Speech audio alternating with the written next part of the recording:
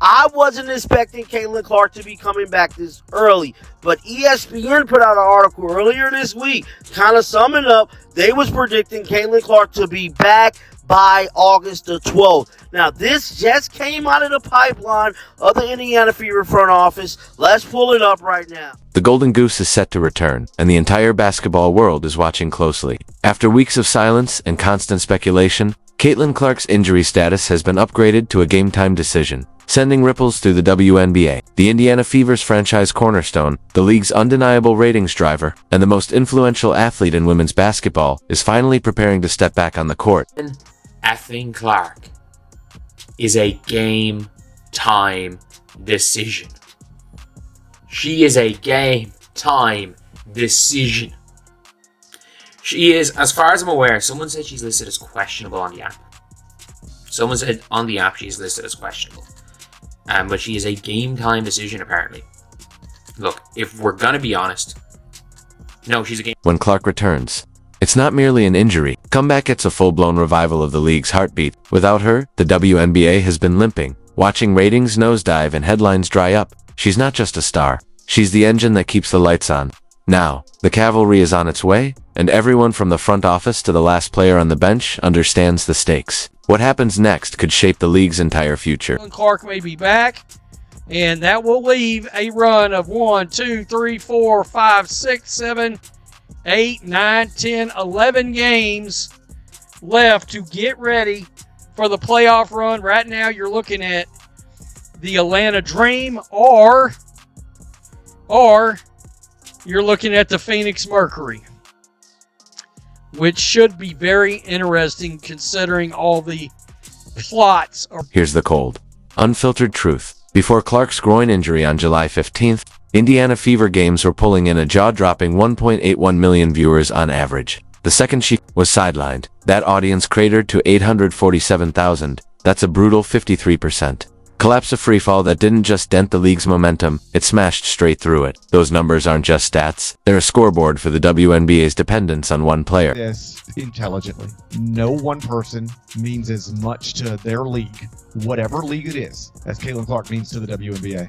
And no person has done more for their league than what Caitlin Clark has done for the WNBA. Patrick Mahomes does not mean that much to the NFL. Steph Curry does not mean that much to the NBA. LeBron James does not mean that much to the NBA. She is a monster. When we look back on this, Caitlin Clark will be for the WNBA what Magic Johnson and Larry... You can't tell me that the Caitlin Clark effect isn't real.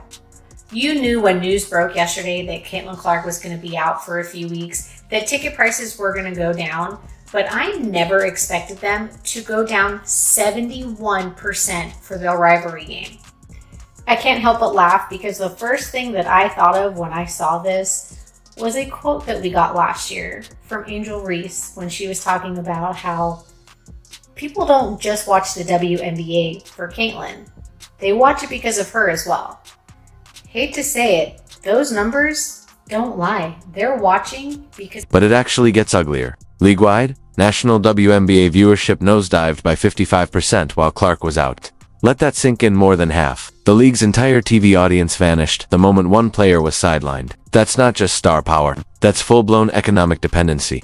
The kind that keeps executives up at night staring at revenue charts like they're watching a slow-motion car crash. Tickets dropped 71% on TickPick after Caitlin Clark injury. The get-in price for the Chicago Sky versus Caitlin Clark's Indiana Fever game was $86. After Caitlin Clark's injury announcement is now down to $25. And you Angel Reese fangirls will still believe and think that Angel Reese is the reason why people are watching. The ticket market painted the same grim picture. Games that easily pulled $137 a seat with Clark on the court were suddenly going for $80 or less. When Chicago faced Indiana without both Clark and Angel Reese, prices cratered from $86 to a humiliating $25. Even marquee matchups weren't immune. Premium seats that once fetched $210 dropped to $95, and the cheapest seats slid from $86 to $25. Teams that had gambled on bigger arenas for Clark games were left scrambling to fill empty rows. The Washington Mystics even shifted a game to Baltimore just to cash in on the Clark effect, only to watch tickets freefall from $41 to $14. The moment she was ruled out, of seeing Caitlin Clark become bigger than the sport herself.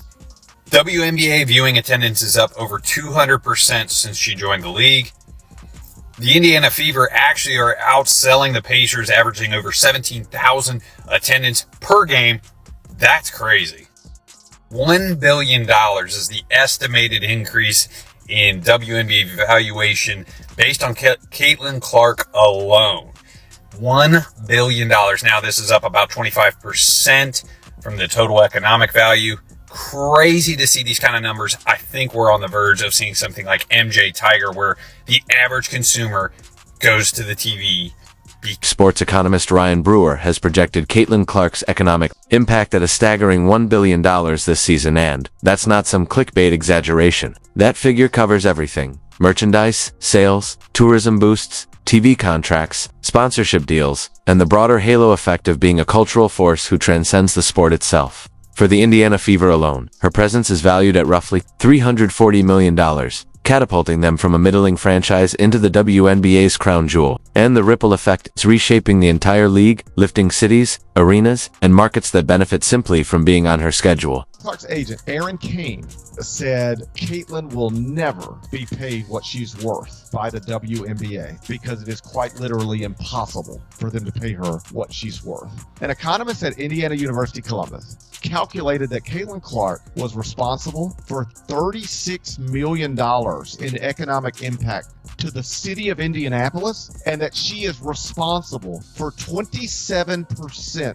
of the entire WNBA's economic activity for this past season, including attendance, merchandise sales, and television. One player in a big league responsible for 27% of... When Caitlin Clark takes the court on the road, ticket prices spike by an average of 140%, with resale values hitting $312 on average. Of the 10 best-selling WNBA games on StubHub this season, every single one featured the Indiana Fever. The ripple effect extends to merchandise.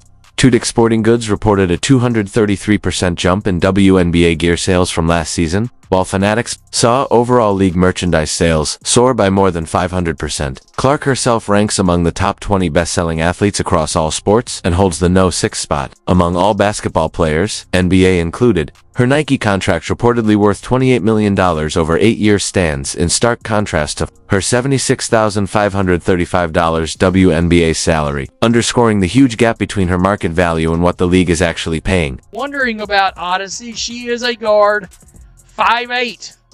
She's a veteran, 33 years old. This is interesting. She's been an all-star. She's also was 2019 All-WNBA. 2014 All-Rookie Team. She's had some good seasons in here, folks. No, she doesn't have a great history with the three-point shot.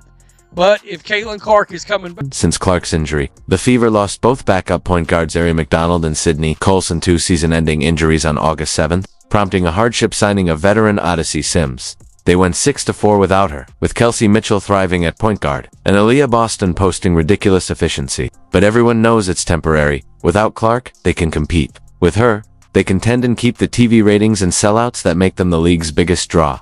And playing 4 games and then not, and not feeling the best, and then frustrated of how hard I worked in the off season, and then all I do is rehab and continue to do this process, and just try to trust that the best I can. And obviously there's really frustrating days, and there's days where it's a little bit easier, and you're very, very motivated, and you're right close to the finish line of getting back and being back, and then it's not like I have a training camp to build up to playing my first game again. It's no, you're tossed into game 30.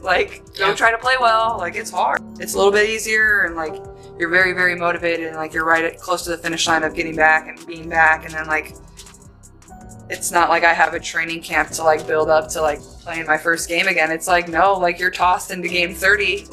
Go try to play well. It's hard. Caitlin Clark just helped deliver a major statement win. On Saturday, June 14, Caitlin Clark returned to the court for the Indiana Fever after missing 5 games due to a quad injury. The Indiana Fever handed the New York Liberty their first loss of the season, and Caitlin Clark was at the center of it. She made a return with force, leading the charge on both ends of the floor, and she came back in dominant fashion, putting up 32 points, 9 assists, and 8 rebounds. Just shy of a 30-point triple-double on a 102-88 win over the New York Liberty. Now, even NBA's own LeBron James took notice, posting the CC effect. Caitlin Clark continues to crush the viewership department and bring in those big ratings.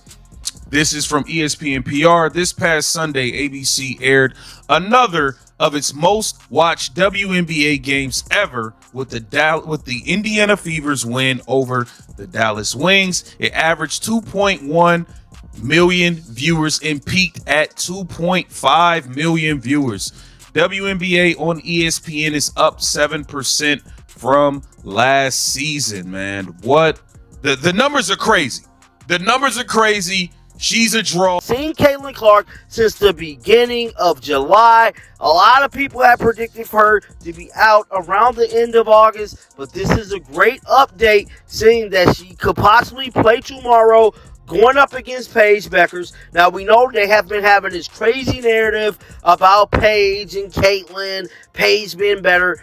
Everything will be put to bed tomorrow, I pray, Caitlin. 2.1 million average viewers to watch the Indiana Fever, Caitlin Clark, take on the Dallas Wings. ABC airs another of its most watched WNBA games ever. WNBA games ever. Ever. Ever. Forever.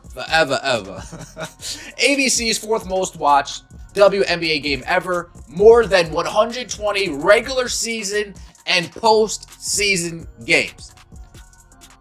More than 120 regular season and postseason games. This is more than most WNBA finals games, including last year.